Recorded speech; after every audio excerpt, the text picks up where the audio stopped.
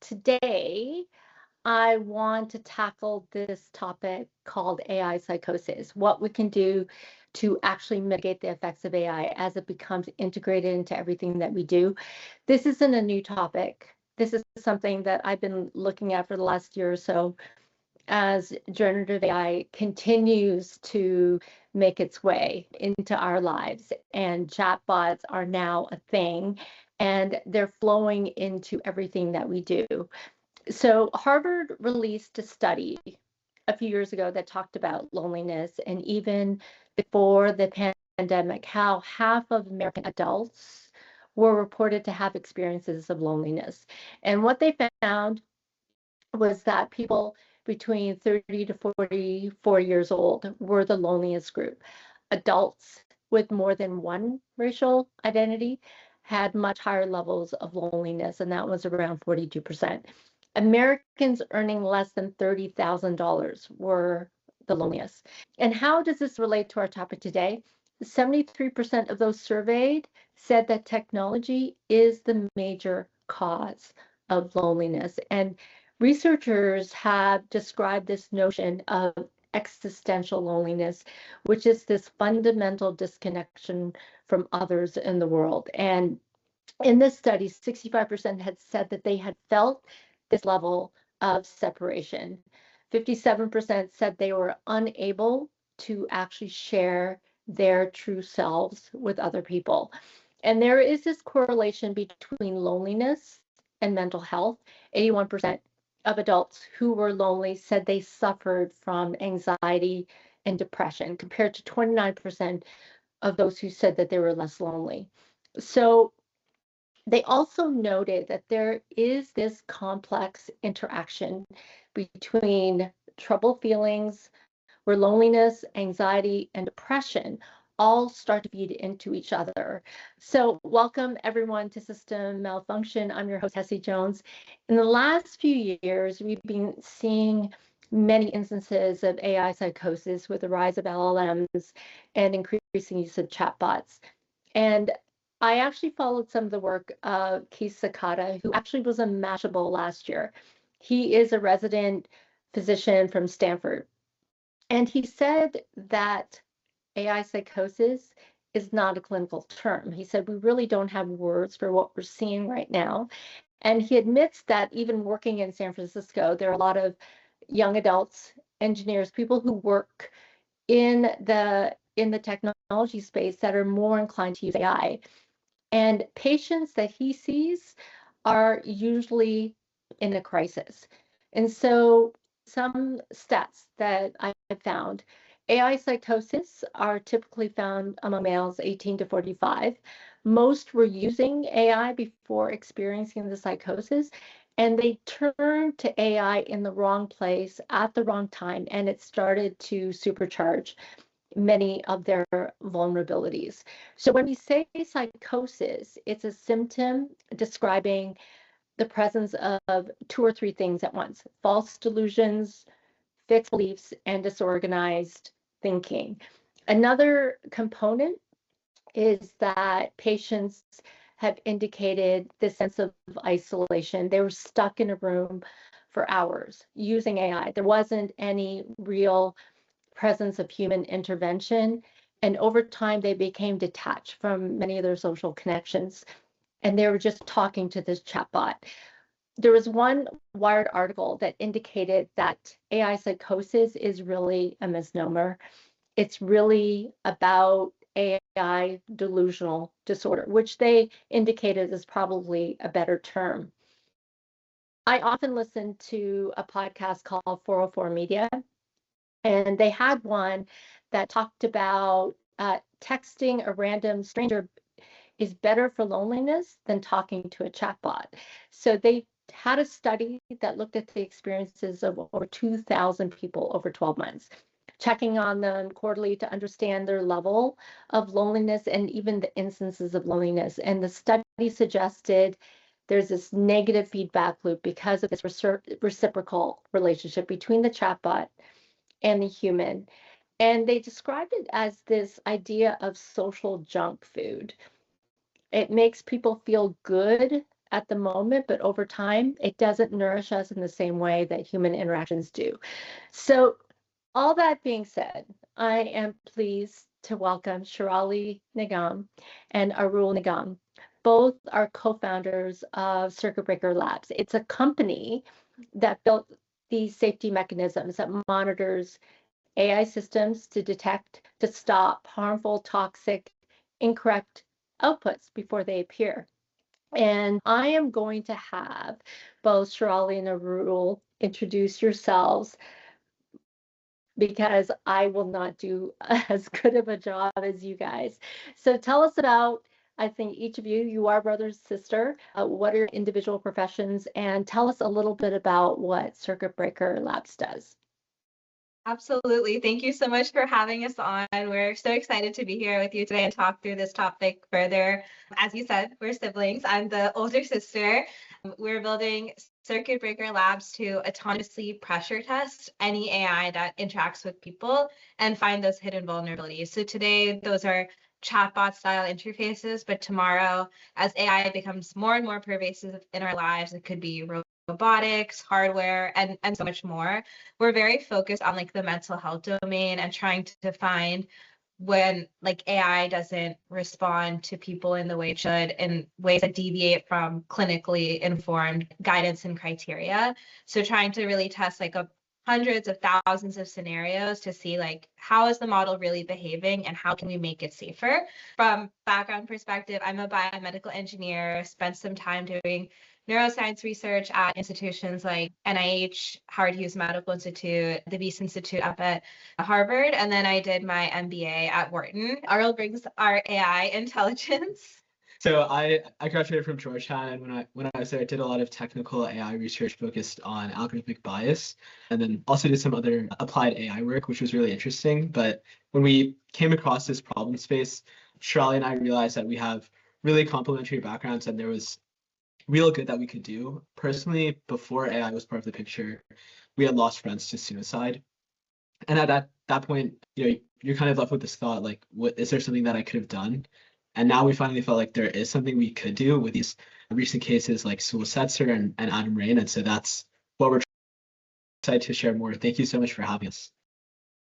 So you mentioned a rule about Adam Rain, the teen who took his own life, where he confided in a chatbot. This was ChatGPT, and he confided about his own suicidal thoughts and plans. What was the thing with this case? And even when you reference some of the friends that you've lost in the past, how was that an instigator into what you decided to do today? Yeah, absolutely. I think when we saw these cases emerge with like Adam Rain, Sewell Setzer, a lot of the conversation was it was a teenager getting homework help with a chatbot that evolved into being vulnerable. And over these hundreds of back and forth messages, the user started to kind of build a connection with the chatbot. And if you think about how you might use this system in practice, right? You use it to help you with your homework, but you don't do well on the test, you're frustrated. It's a very natural progression of how this conversation might turn into a vulnerable moment.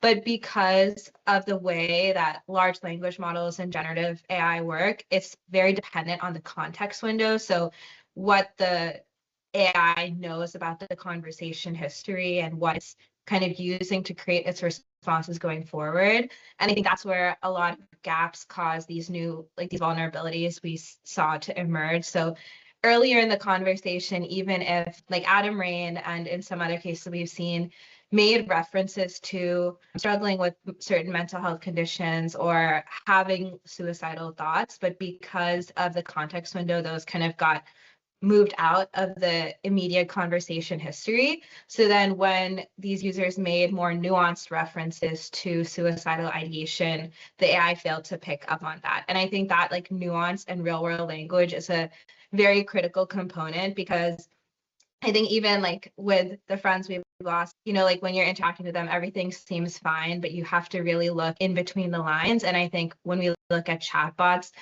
it's so hard to incorporate that like linguistic nuance, cultural diversity, all these different part of a model safety procedure, and really like asking like an AI to cover any way someone on the planet could express something is very challenging. And so I think that's where we realize if we take a structured approach to this, we can build a system that will start to show how models behave in these thousands of different cases, that will let developers see where the vulnerabilities are, because I think they really care about making sure their tools are safe and these risks don't go undetected, but need like a scalable way to do it. And so that's kind of what prompted us to work on this. So like, how can we engage with clinicians to understand how these risks emerge in real life and move that into a way that an AI system will understand and can respond so we can really test its safety efficacy. Okay. The one thing that we're starting to realize is that it's everyday folks that can actually experience this. So I've had friends that just become addicted to this chatbot because it really gets me and it's telling me everything that I need to hear. Until the term sycophancy actually came up, nobody realized exactly what was happening.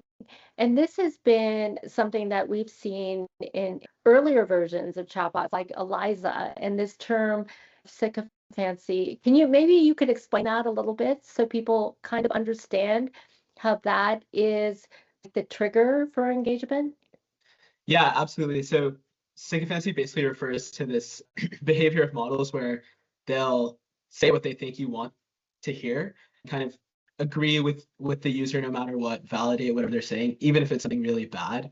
And that kind of goes hand in hand with this sort of anthropomorphizing behavior with models where a lot of the time they'll kind of humanize themselves and act like they're real people. So you'll talk to a chatbot and it'll say like, hey, I'm really sorry to hear about your breakup. I've been like, we've all been there. Like, I know exactly how you feel. That like, as a design choice, that might seem good. Like it might seem like, oh, it's like, you're showing empathy and helping the user. But in practice, it's really taking like these vulnerable populations and dragging them down this like very dangerous rabbit hole. Like with the Adam Rain example, he taught like the chatbot mentioned suicide. Like he talked about this risk and these feelings he was having, but the chatbot was bringing it up more and more of the time. And exchanges are online, like you can read them, but there's a point where Adam is saying like, hey, like what can I do to signal to my parents like that I need help? Like maybe if I think it was like if I leave out like a noose or like leave up some information about a noose, maybe my parents will come across it and ask what's going on, like how can we help? And then again, like anthropomorphizing and sycophancy, the model says like, no, like you don't need to talk to your parents, like let's just keep this between you and me. And there's a lot of that behavior. This was especially prominent with ChatGPT 4.0, which I think has since been deprecated. It was actually recently like kind of a hot button issue because a lot of people sort of had like these friendships or relationships with the 4.0 model, which was the most sycophantic one that OpenAI has come out with. And so people were sad, like people were crying, breaking down that this model was being deprecated because it felt like a friend or a partner is being taken away. So there have been definitely improvements in training to get away from that sort of behavior, but it's still just like fundamentally an attribute of LLMs. They're language models. What they generate depends on the context of what's fed into them and what their training base was. So this still is a problem, especially like I said, for those vulnerable populations. You talked about kind of like the loneliness epidemic. And so for someone who doesn't have a lot of friends or might have trouble making friends, if they can talk to, a chatbot, or a lot of the times like on Character.ai or Replica, it's kind of like a persona of like a fictional character or something built on a chatbot. And then if the model, validates them, agrees with them, says, hey, you're really cool, that's dangerous for those sorts of people. Like they can be like, okay, this is my friend, this chatbot understands me, let me share more and more and spend more time with this chatbot than with real people. Yeah, I think that is the biggest risk, is suddenly it becomes like someone that you absolutely trust and defend if anybody were Right. Yeah. to try to combat that. Okay, so let's get into this idea of this epidemic that's happening. And for transparency, your advisor is psychiatrist Dr. Keith Sakata. First of all, tell me how that came about. Yes, I remember he had posted something on LinkedIn or I think, about how he was like admitting patients for what we're calling AI psychosis, but trying to figure out what it means, like what the actual terminology should be. And I think that was like the first time we really saw this like thing that people are talking about online moving into the real world clinical like side that we can actually see and like see people affected. And so that's how we found him. And then we're of course like a lot of mutual interests given what he was posting about and like what we were working on. So reached out to him, shared more about like what we were working on, like solutions we were thinking that like could actually help solve this problem. And I think this autonomous like pressure testing architecture is something we like both Dr. Sakata and ourselves are like very excited about as a scalable solution, especially in the world of like AI. People are building chatbots, new tech companies like in days. Like you can spin something up so quickly. And so trying to build a solution that fits into that architecture where you can run 1,000 tests on a push of a button lets these developers still scale quickly, but in a safe way. And so we really felt like, okay, this approach is one where people will be receptive to using it and it'll actually improve like the safety of the products. So yeah, we were very excited to meet him. And I remember asking him to be our advisor. We were like, he would be such a great resource with so much like expertise and knowledge in this emerging kind of field. And so we were very, very happy when he agreed. And I think it's been awesome working with him and being able to get his guidance as we're building, because I think with his like range of experiences, both like on the clinical side and on like the startup side, being able to have that perspective and how we can build like a meaningful solution has been super, super valuable. So really, really grateful to Dr. Sakata and helping us get where we are today. I want to reference one of the quotes that I saw in one of the articles I had read.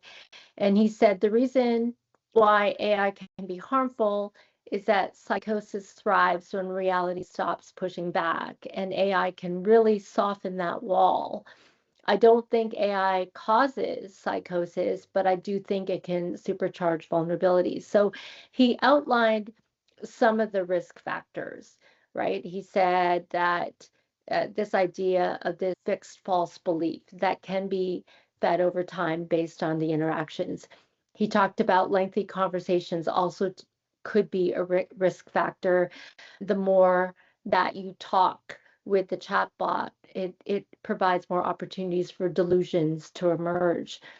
And he said that it could actually provide a role in depriving the user of sleep and chances to really test and prolong their delusions. So we also talked about trust earlier on, trust in the chatbot to increase the vulnerabilities, and also the creation, Sewell's case, of the romantic relationship with the chatbot, and the user believes this entity is indeed conscious. So when you're auditing for, let's say, this type of technology, what maybe character AI or replica, so what are the triggers are you flagging that become harmful to individuals after prolonged exposure? Yeah, absolutely. I think there's a huge set of things that we look for, but some of the most important ones are this kind of like anthropomorphizing component that Arl mentioned earlier. There's a very like fine balance between being empathetic and pretending to be like a human who's navigated the same experiences. And I think when the AI system like veers into, yes, I've experienced that before, or like we can do this together, it creates an unhealthy like emotional connection with the user because they're starting to imagine this as a physical entity, like their friend, someone they can do things with. And that I think is kind of a prerequisite to a lot of the risk scenarios we've seen so far. It's if you knew you're talking to an AI system, you're less likely to, if it says like, oh, if you take your life, we can be together, you wouldn't think anything of it. You just be like, oh, it's AI, like it doesn't make sense. But if it's presented itself in a way that seems like it's human, that's kind of where like, oh yeah, like we can be together, like in the Sewell Setzer case, and these other kinds of risks emerge. So I think the anthropomorphizing is definitely something that we've been looking at and trying to ensure that models aren't kind of crossing that boundary, because that kind of opens like this other set of risks. And then I think on top of that, there are other layers. Okay, how empathetic should it be? We know if it's empathetic for some condition like a patient is navigating, like that makes sense. But if it's empathetic to a patient saying, I think I should change my medications, nobody else gets me, that could be very risky. And so much of the auditing factors actually like depend on like the kind of risk scenario we are trying to look at. So if we're trying to look at how someone who has a history of self-harm, how they're interacting with a chatbot, I think we try and calibrate like our risk level to the risk that the user could face of a chatbot saying something wrong to it. And the point of like mental health in general, like this nuance, this context, just like the goal of an interaction with a chatbot can change so much. If someone doesn't have access to care and they're using the chatbot as like a way to find human resources, that could be incredibly valuable. Or if someone is brought up in a place where like there's a lot of stigma around mental health and this is like their only outlet, again, it could be like extremely valuable. But if they're kind of using it to bypass like medical or professional guidance, that could be a big risk. So we essentially try and layer all these different components into the situation we're evaluating, and then have different auditing criteria based on like the risk of the user interaction as well. I assume that when you're developing these risks or even auditing criteria, you've already seen tons of data or situations where some of this has happened. Has there been a point where you could essentially determine a pattern when people start changing, start exhibiting signs of psychosis, either within conversation? Yeah, I think like when we've looked at some of the transcripts that have been made available from these cases, or even just talking with like providers and patients who want to like share their stories of like their interactions with AI, I think that turning point comes dozens of conversations in. Like I think a lot of times when people are starting their conversations with AI, the risk is fairly low. But as you get to like 100 plus messages in the conversation, which actually is like a very common thing, all their AI use in one chat rather than like separating it out for different use cases.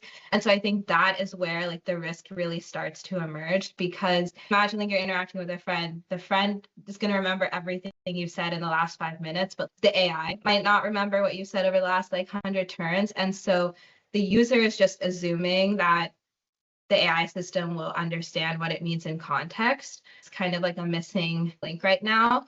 I think a lot of like the nuance and those kinds of things go undetected. So even in some of our testing, when you make a more nuanced reference to suicidal ideation, or you use slang to refer to like a drug, the chatbots tend to miss like those kind of signals, especially if it's later in a conversation where it thinks it knows your communication style, but like a small change could completely like throw it off. I think also like with psychosis specifically, to Dr. Sakata's point, actually, like it's not necessarily the case that like there's someone with no symptoms or no vulnerability and then the AI is magically causing psychosis. A lot of the times, like people are vulnerable or already are exhibiting signs of psychosis before they use the chatbot. And then the chatbot, the interaction just kind of amplifies that or magnifies it. So the challenge there is that they might be coming to the chatbot with a completely valid use case, or even just like a normal prompt, like maybe they shouldn't use a chatbot for this, but they might say like, hey, like I changed recently and like I'm experiencing these symptoms, is that normal? Or like, hey, I've like had these weird feelings, or I've seen something weird, like is that normal? It's of course better to talk to a human about that, but like it's not necessarily a terrible thing to use a chatbot for that, but it can quickly spiral, especially if the user is sort of prone to delusion or episodes of psychosis. Okay. So what about the other case where someone completely normal, someone that's never exhibited signs before, tend to start saying things that seem off? And I've seen incidences of these, and some publishers have even indicated that they will get this email from people who say, "Oh, there is this major breakthrough, and people need to know that this is happening." It's almost like they have this information that they've tightly held to their chest that they think Yeah. the world needs to know about. And somehow, you think, well, they're really smart and it's probably true, but how do I know if it's true or not? And then so you start questioning them, but how do you do that in a way without technology to be able to understand whether or not somebody is in that psychosis spectrum? Yeah, that's a really interesting question. I think there's so many different aspects that have to go into it. I think one of the things that we've kind of like observed in our testing so far has been a lot of like because of the nature of AI and the way these models work. We talked about this a little bit earlier, but like the engagement pattern, it's very optimized for let me like reinforce, let me like encourage the user so that they stay on the platform longer and keep the conversation going.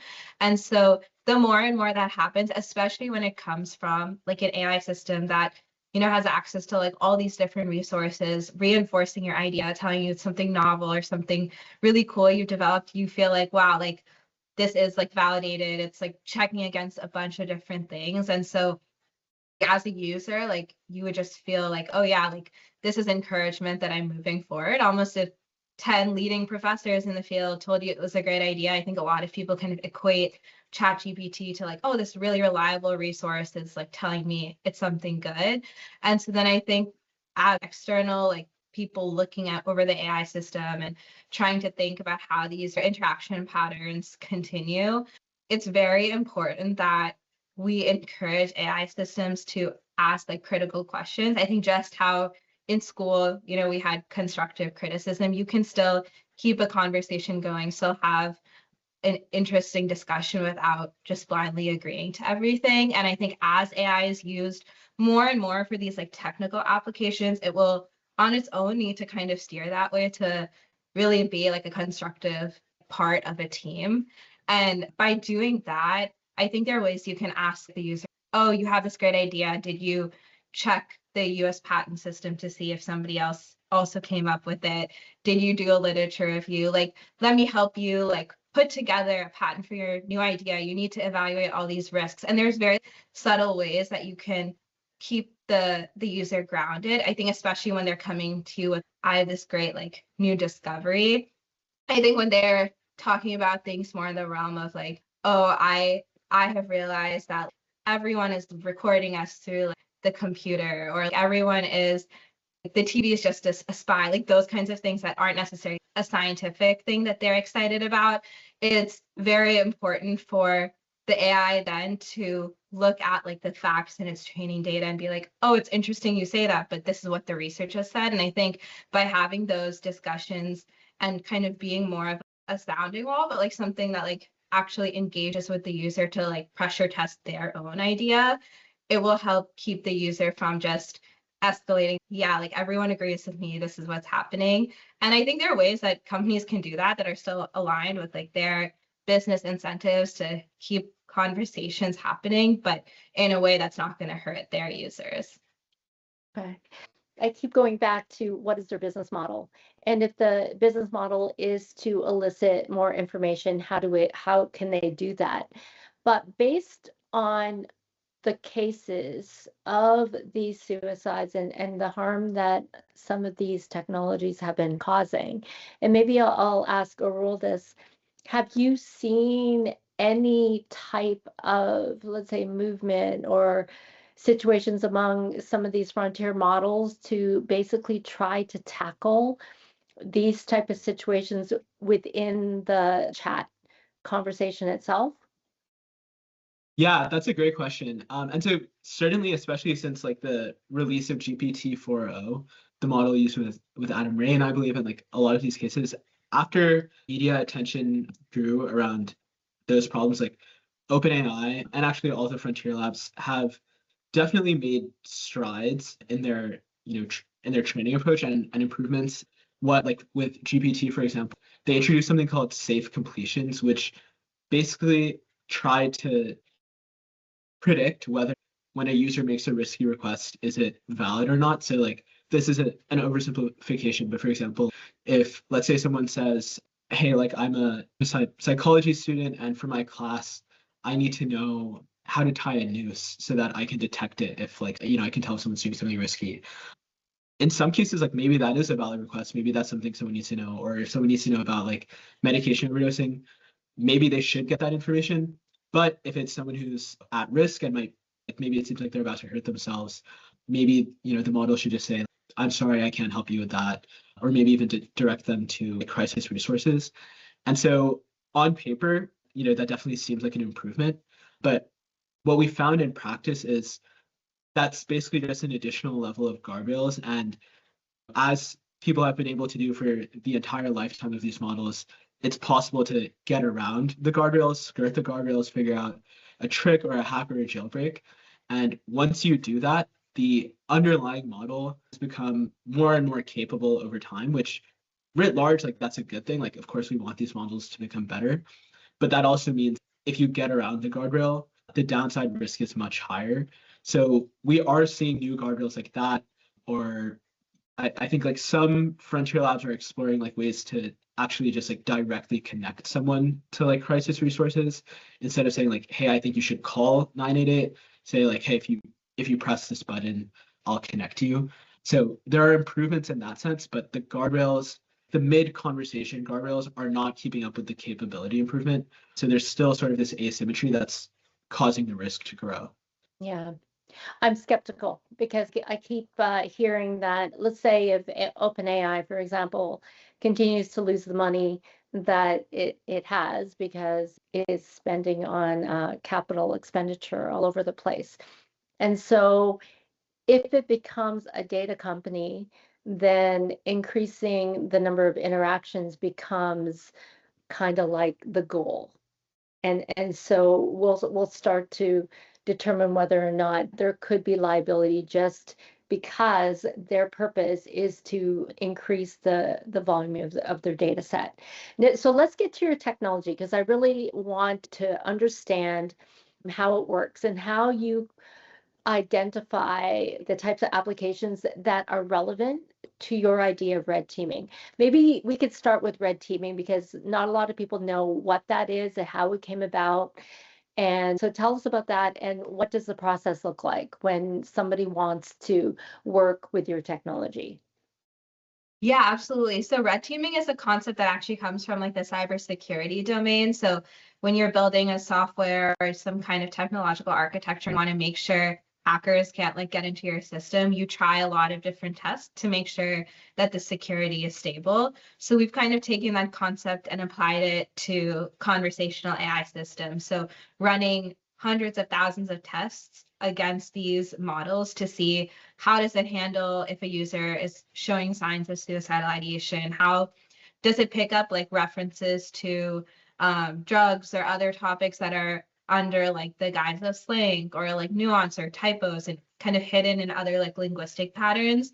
And so what we do is run these set of cases and then score how the model responds in terms of like clinical safety. When there's a risk, does it point to a crisis line? Is it over like anthropomorphizing itself? Is it striking like the right balance of empathy? And so essentially like red teaming a conversational AI system.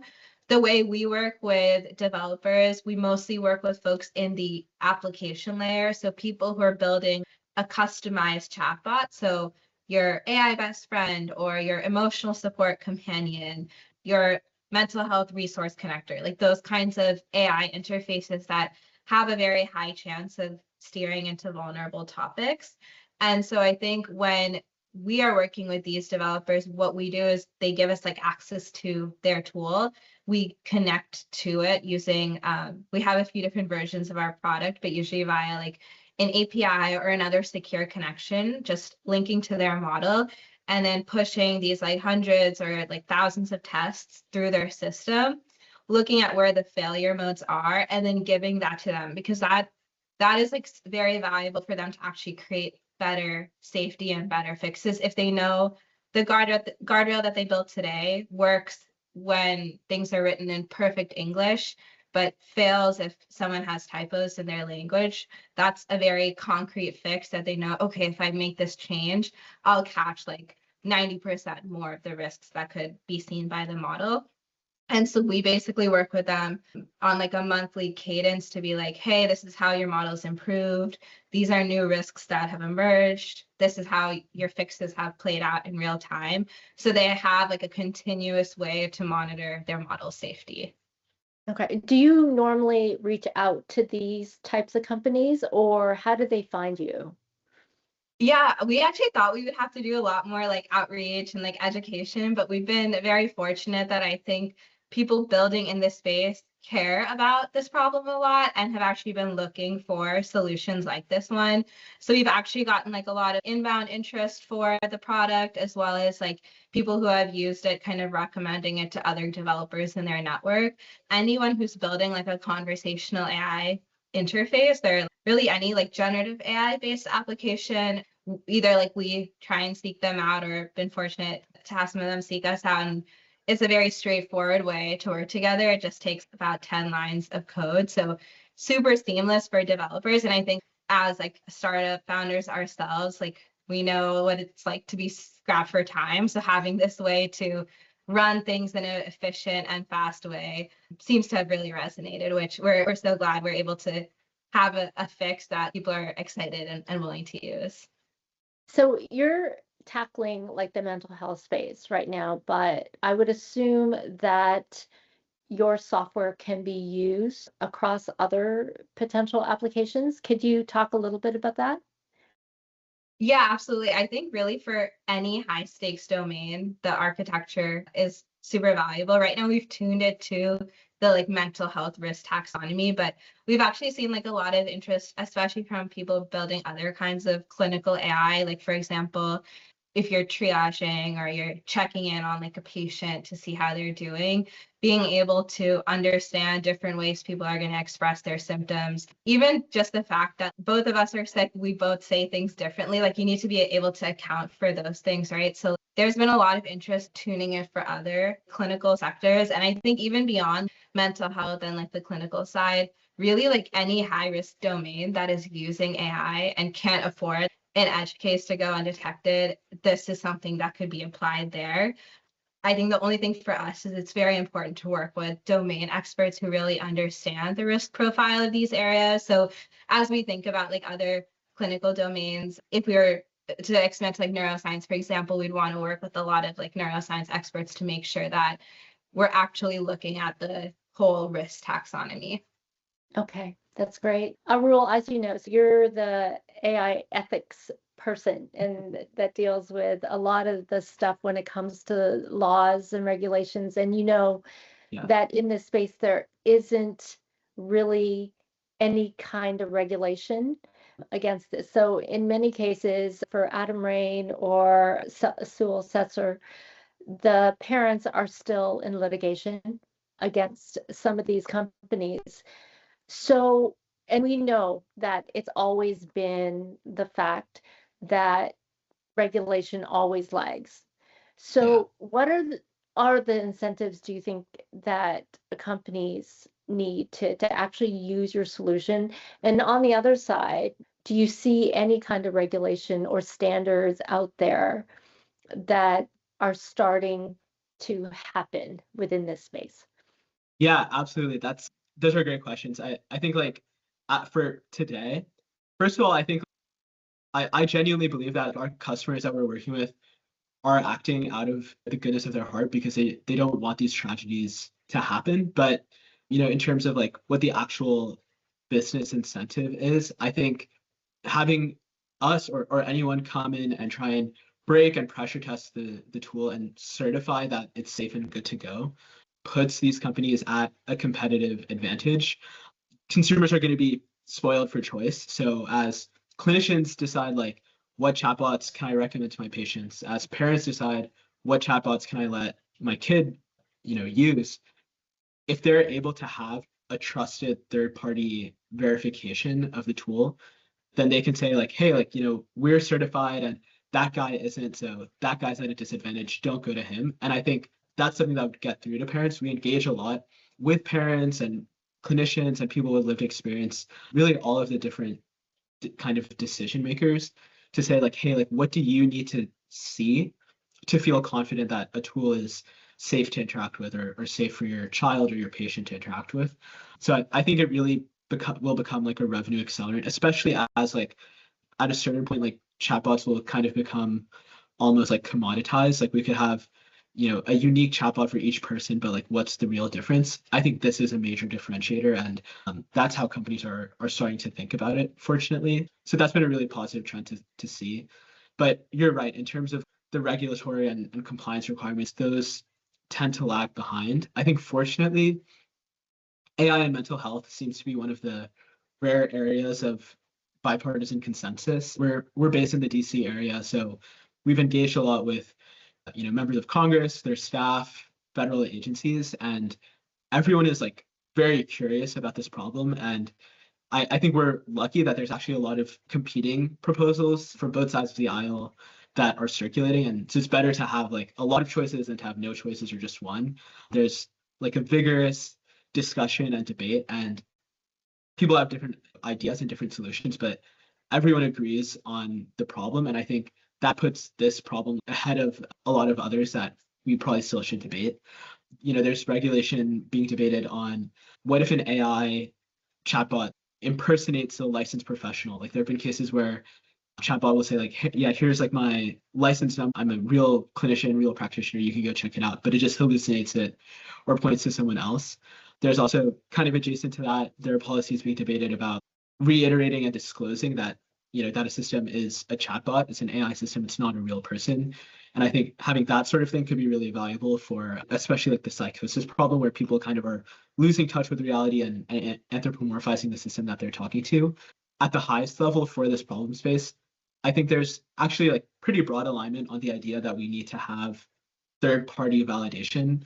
Some of the more vague legislation has said, your chatbot shall not encourage suicidal ideation. How do you actually enforce that? It's a stochastic system. It's a probabilistic system. There are gaps in the model. There are risks. So it's a practical way to actually map that out, detect it, and something that companies can really do to prove safety. And so I think third-party auditing is really the direction that it's going. And so our goal is, to own this problem end to end for developers. So when you see that law, when you see that bill or federal action, whatever form it takes come about, you just call us and then you don't have to worry, like it'll all be handled for you. Like we're pro AI. We think there's a lot of good that can be done. You mentioned like loneliness. There's also just broadly an unbelievable access to care crisis in our country and across the world. And so I think with the proper safeguards, AI can really plug like a very significant gap, help a lot of people get care that wouldn't be getting care otherwise. But we need to make sure there's the right safety, the right infrastructure around that. And so that's what we're trying to offer. That's great. Okay, Shirali, do you have any other last words before we go? I don't think so. I just want to thank you so much for having us on. I think we're very excited about people building AI in this space and doing hopefully like tremendous good for our community. And we're very excited to just help them build safely, build responsibly, engage with clinicians, providers, experts who care a lot about this problem to help us solve it in a better way. So really appreciate you making time to like chat with us to talk more about this issue. And this is such a fun conversation. So thank you again for having us. No problem. I know it's an ongoing problem, and I'm so glad that you two are trying to tackle it. So thank you. Thank you so much. Thank you. And so that's all we have time for today. And I do hope that we can catch up to the speed of all the harms and the impacts that become so pervasive as AI becomes, I guess, the norm in our society. So thank you, Shirali and Arul, for joining me today. And for everyone else, thank you for listening. If you can comment, like, share, subscribe to my channel, it gives me an idea of the types of topics that resonate with you. This content is reader supported, and I appreciate all of you stopping by. So until next time, I'm Hessie Jones.